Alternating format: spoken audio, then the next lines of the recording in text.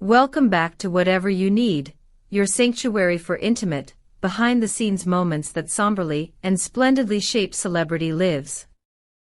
Before you read on, please subscribe, press like, and consider tapping the join button to directly support our coverage. Now, settle in. What began as an incidental backstage clip has rippled into a story that reads like private correspondence made public. What appeared at first glance to be a trivial recording. A crew member's offhand video of Mert Ramazan Demir idling in his dressing room has hardened into a subject of intense curiosity. In the clip, the actor is seen checking his phone between takes, nothing unusual, until an observant fan froze the frame and spotted an image serving as his wallpaper, Afra Saraçoğlu. The photograph, familiar to those who followed earlier glimpses of their alleged time together, quickly became the kernel of a broader narrative.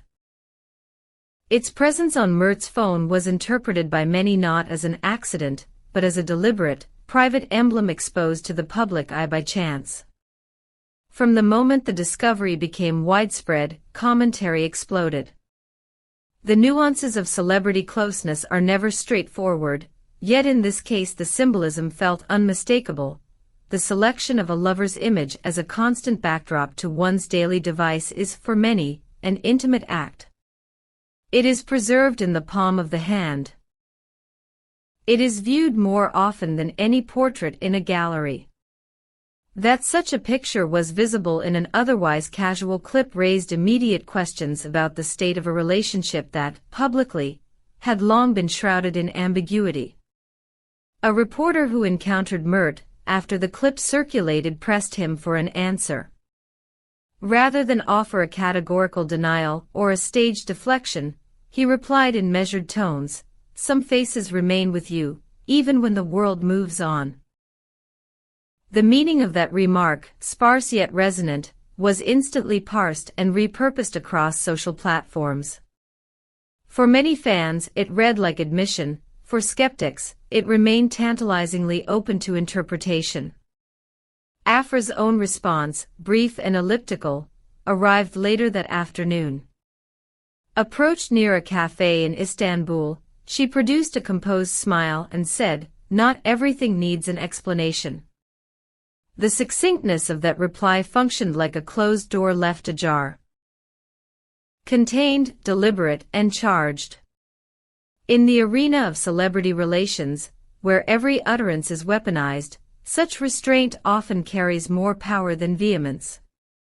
Fans seized upon it as confirmation, pundits cautioned about reading too much into brevity. Beyond the exchanges themselves, patterns and small coincidences fanned the flames. Admirers noted synchronized activity on social media, mutual interactions with older posts, and a curious revival of symbols once connected to their shared past. An eyewitness at a recent fan event in Ankara described seeing Mert glance at a small photograph tucked inside a personal notebook, an intimate relic, perhaps, of former closeness, and the account, though anecdotal, was widely circulated. Another detail that gained traction was the slip of a coworker during a live broadcast, when Mert was called by a pet name said to have been used only by Afra. That single mispronunciation sent thousands into an emotional spiral. In collective imagination, it served as proof that private archives of their connection remain accessible. Those who work alongside Mert have also noticed a shift. A production insider, speaking on condition of anonymity, described him as more contemplative recently, with quiet moments in which he checks his phone and smiles almost imperceptibly.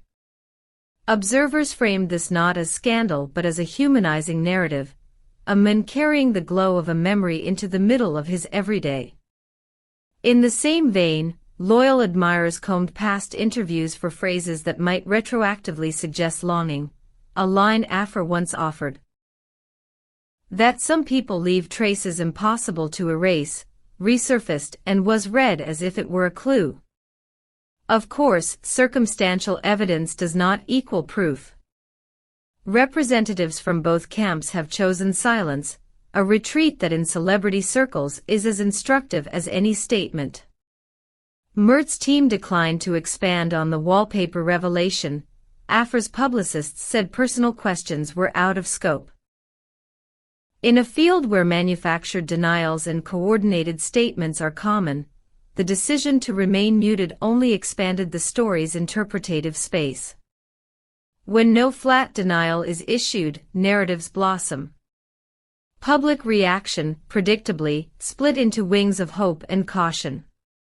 Some fans celebrated the possibility of reconciliation, weaving together likes, emojis, and parallel timestamps into a tapestry of revival. Others warned that romanticizing breadcrumbs can obscure the pragmatic realities of relationships, that nostalgia is not a substitute for mutual growth. Columnists and commentators debated whether a celebrity's choice of wallpaper carries moral significance beyond aesthetic habit.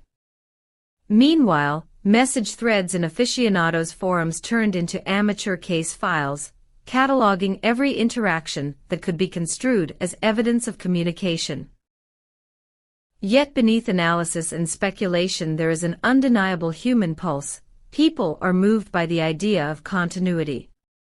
There is comfort in believing that two people who once formed something meaningful might rediscover each other after detours. For many, the Mert-Afra speculation fulfills a desire to witness repair rather than rupture. It hints at the possibility that affection can be preserved and resurrected without performative declarations. Importantly, this episode illuminates a modern truth about intimacy and digital life. A wallpaper is private and public at once. It operates as a talisman for the owner, but if exposed, becomes a text offered to anyone who glimpses it. The phone's lock screen is the front page of someone's inner world. What you choose to feature there communicates without commentary. In an era where attention is currency, the choice to keep a particular person as your daily image suggests a quiet loyalty, whether platonic, nostalgic, or more. So what might the future hold for these two actors? One possibility is the pragmatic. They will continue to live at arm's length, trading guarded smiles and elliptical captions while keeping their private arrangements private. Another is the romantic, a gradual reweaving of companionship that resists the glare of publicity. A third, more ambivalent option, is that the wallpaper gesture is a private souvenir that neither heralds nor denies anything more than memory. To the public, however, the image is a provocation, an invitation to hope, to gossip, to analysis.